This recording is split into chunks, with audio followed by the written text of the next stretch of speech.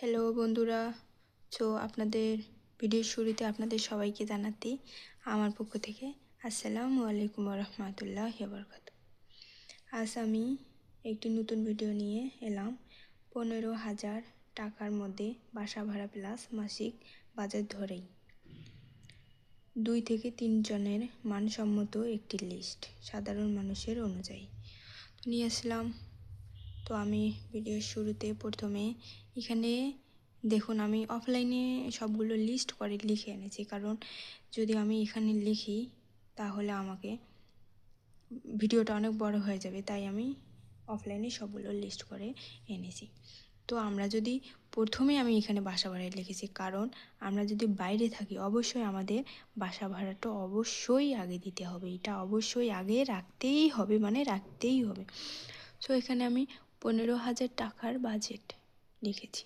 আর এখানে প্রথমে লিখেছি বাসা ভাড়া 5,000 লিখেছি, কারণ আমরা যদি 15,000 টাকা স্যালারি পাইতেছি, ওখানে যদি আমি 7,000 বা 8,000 টাকা বাসা ভাড়া নেই তাহলে আমাদের পক্ষে চলাটা অসম্ভব হয়ে যাবে। তাই আমি বাসা ভাড়াটা 5,000 টাকা লিখেছি। আপনারা যদি পারেন এর থেকেও আরও কমে যদি নিতে পারেন তাহলে অনেক ভালো হয়, এখানে টাকাটা আপনাদের বাঁচতেছে।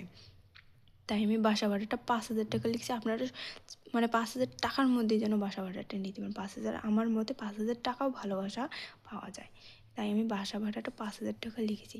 এখানে বিদ্যুৎ বিল 700 টাকা লিখেছি, কারণ বিদ্যুৎ বিলটা প্রতি মাসে একই আসে না, হয়তো কোনো মাসে একটু কম আসে, কোনো মাসে একটু বেশি আসে। আমি 700 টাকা লিখেছি বিদ্যুৎ বিলটা। আর ময়লা বিল তো অবশ্যই দিতে হবে, ময়লা তো ফেলতে হবে, ময়লা বিলটা তাই আমি 120 টাকা লিখেছি। আর ওয়াইফাই বিল 500 টাকা লিখেছি। ওয়াইফাই বিলটা 500 টাকা লিখেছি। আপনারা যে ফ্ল্যাটে থাকেন ওখানে যদি কারোর সঙ্গে যদি শেয়ার করে ওয়াইফাইটা নিতে পারেন তাহলে এখানে বিলটা একটু বাঁচতেছে। আর যদি শেয়ার না একা যদি নেন তাহলে তো 500 টাকা প্রতি মাসেই অবশ্যই প্যাক ভরাতে হবে, তাই 500 টাকাটা আমি ওয়াইফাই বিল লিখেছি। আর গ্যাস বিল, যারা লাইনের গ্যাস নেন তাদের এখানে টাকাটা তো সেভ হচ্ছে, আর যারা লাইনের গ্যাস নিয়ে সিলিন্ডার কিনে আনতেছেন তাদের ক্ষেত্রে প্রতি মাসে 500 টাকাটা রেখে দেবেন। এখানে যদি 2 মাস পর পর আপনার যদি টাকাটা গ্যাস ভরান তাহলে এখানে 500 টাকা রাখলে 2 মাসে 1,000 টাকা হচ্ছে। আর কিছু টাকা ভরে আবার একটা সিলিন্ডার আপনি নিয়ে আসতে পারবেন। তো তাই আমি 500 টাকা লিখেছি। আবার মুদি বাজার চাল আমি 10 থেকে 15 কেজি লিখেছি। এখানে আপনারা 2 থেকে 3 জনের জন্য অবশ্য 15 কেজি বা 10 কেজি এরকম চাল হলে হয়ে যাবে। 60 টাকা করে যদি চালটা নেন তাহলে 900 টাকার মধ্যে আপনার হয়ে যাবে। আর এখানে ডাল তো অবশ্যই লাগবে, ডালটা আমি 1 কেজি 120 টাকা লিখেছি। আর ময়দা বা আটা, আমার মতে আটাটা খাওয়াই ভালো, ময়দাটা আপনারা একটু নাস্তা পানি নাস্তা টাইপের জিনিস বানানোর জন্য অল্প করে আনলেই হয়ে যাবে। আর আটাটা এখানে 4 কেজি নেবেন, আপনারা 4 কেজি নিলে 200 টাকার মধ্যে পেয়ে যাবেন। আর আলুটা 5 কেজি 200 টাকার মধ্যে হয়ে যাবে। আর পেঁয়াজ 3 কেজি 150 টাকা। আর রসুন ও আদা যদি নেন হাফ কেজি 100 টাকার মধ্যে রসুন আদা নিলে হয়ে যাবে। আর হলুদ মরিচ মশলা লবণ ভীম এগুলো যেগুলো একটু লাগে এগুলো 500 টাকার মধ্যে আপনার হয়ে যাবে। আর খাবার তেল সাদা তেল সয়াবিন তেল সরিষার তেল 500 টাকা। কারণ এখানে সরিষার তেলটি কেন লিখেছি, কারণ এখানে যারা সরিষার তেল খাচ্ছেন তরকারিতে তাদের তো আর সয়াবিন তেলটা লাগতেছে না, যারা সয়াবিন তেলটা খাচ্ছেন তারা সরিষার তেল একটু যদি ছোটো বোতলেও নিয়ে রাখেন তাহলে ভর্তা বা মুড়ি মাখা এগুলোর মধ্যে কিন্তু সরিষার তেলটা দিলে একটু মজা লাগে, তাই আমি সরিষার তেলটাও লিখেছি। এখানে সরিষার তেল তাই আমি 500 টাকা লিখেছি। আবার চিনি তো লাগবে, চিনি তো অবশ্যই চা একটু বানাই তো খাওয়াই লাগবে, তাই চিনিটা 1 কেজি 120 টাকার মধ্যে হয়ে যাবে। তো প্রোটিন তো অবশ্যই খেতে হবে, কারণ সবসময় তো টাকা শুধু জমাইলেই হবে না, একটু প্রোটিন তো খেতেই হবে। তাই আমি প্রোটিন এখানে ডিম 30টি, যদি 1 কেজি ডিম একবারে নিয়ে রাখেন তাহলে একটু কম টাকাতে পেয়ে যাবেন। আর যদি আপনি 4টা 5টা 2 হালা 3 হালা এরকম করে যদি ডিম নেন তাহলে একটু দামটা বেশি যাবে, তাই একবারে চেষ্টা করবেন 30টি ডিম 1 কেজি ডিম একবারে নেওয়ার জন্য। এখানে 280 টাকাতে হয়ে যাবে। আর মাছটা আপনারা এখানে আমি 1200 টাকা লিখেছি, আপনারা এখানে একটু কমার জন্য চেষ্টা করবেন, এখানে 700 800 এরকম টাকার মধ্যে মাছটা নেওয়ার চেষ্টা করবেন। আপনি যদি এখানে যদি 700 টাকায় 800 টাকায় যদি মাছটা নেন, তাহলে আপনার 400 টাকা আবার সেভ হইতেছে। এখানে 400 টাকা সেভ হয়েছে, মানে 400 টাকা সেভ হবে আপনার। আবার মাংসটা 1000 টাকা লাগবে, কারণ অনেকে গরু মাংস খেতে চায়, তাই গরুর মাংসটার দাম একটু বেশি। 1000 টাকার মধ্যে হইলে গরুর মাংস এবং মুরগির মাংসটা হয়ে যাবে, তাই 1000 লিখেছি।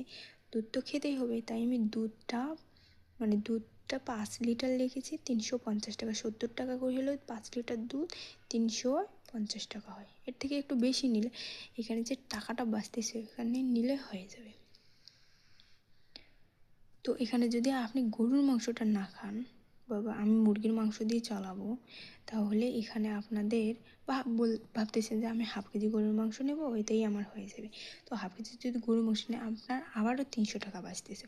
তো এখানে যদি 400 টাকা বাঁচে, এখানে যদি 300 টাকা বাঁচে, তো 700 টাকা বাঁচতেছে।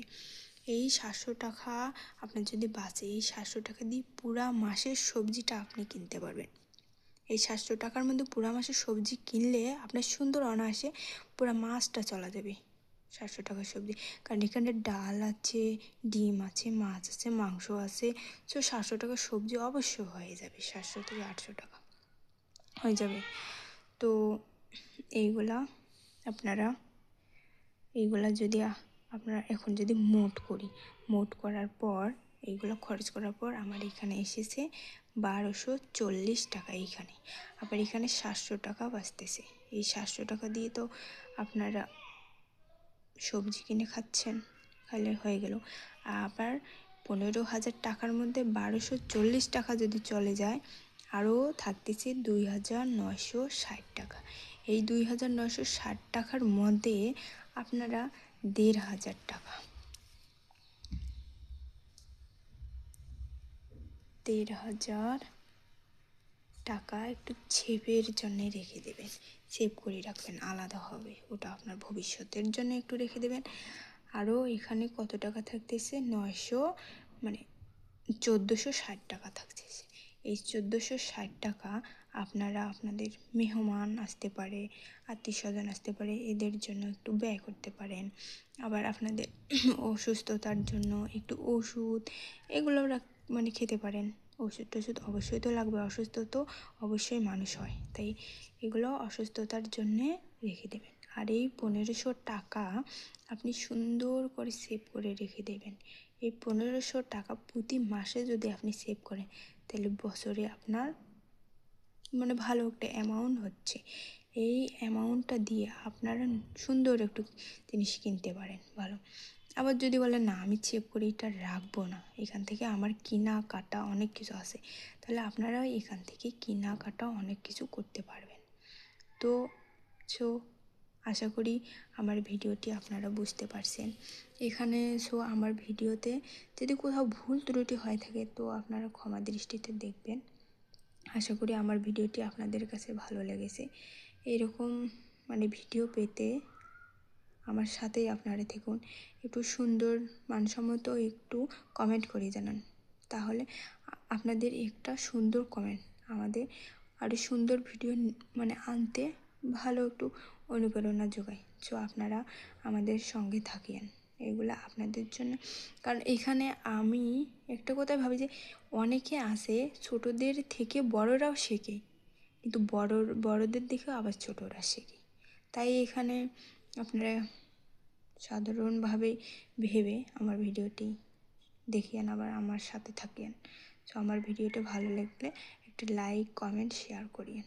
আমি এই বলে আমার ভিডিওটি আজ শেষ করতেছি। আমার নতুন আবার দ্বিতীয় ভিডিও দেখার জন্য আপনাদেরকে সবাইকে আমন্ত্রণ করতেছি। আপনারা আশা করি সকলে ভালো থাকেন, আমার জন্য দোয়া করেন আপনারা, আমি আপনাদের জন্য দোয়া করতেছি। সবাই ভালো থাকুন, সুস্থ থাকুন। এইভাবে আমি আমার আজ ভিডিওটি শেষ করলাম। সবাইকে আবার জানাচ্ছি আমার পক্ষ থেকে আসসালামু আলাইকুম ওয়া রাহমাতুল্লাহি ওয়া বারাকাতুহু।